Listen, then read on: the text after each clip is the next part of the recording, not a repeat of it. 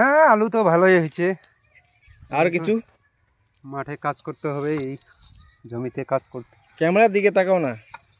হ্যাঁ, hey guys, welcome another blog video. তা আজকে একটা অনেক দিন পরে ব্লগ ভিডিও শ্যুট করলাম।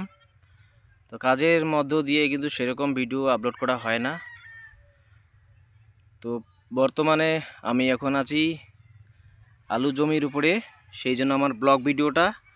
তা ভিডিওটা ভালো লেগে থাকলে অবশ্যই একটা লাইক করে যাবেন। এই যে আমার এক কৃষক বন্ধু দেখতে পাচ্ছেন, সে কিন্তু আলু লাগিয়েছে, খুব ভালোই হয়েছে, কিন্তু গাছ কিন্তু অনেক বড় হয়ে গেছে তার।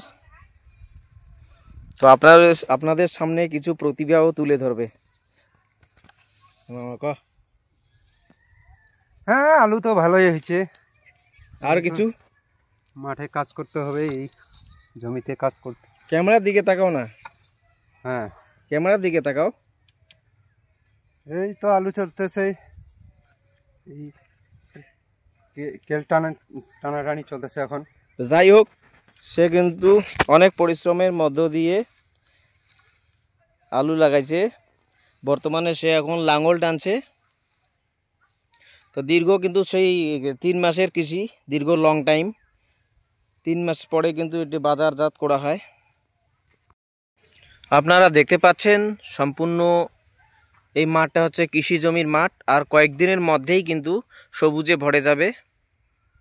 দেখতেই পাচ্ছেন যে সারিবদ্ধভাবে যে পলিথিন এবং পোলগুলো লাগানো হয়েছে, সেটা কিন্তু হাতির ভয়ে লাগানো দেওয়া হয়েছে। কৃষকরা অনেকেই বলে যে এটা লাগালে নাকি হাতি শেষ করতে না পারে, ভয় পায়।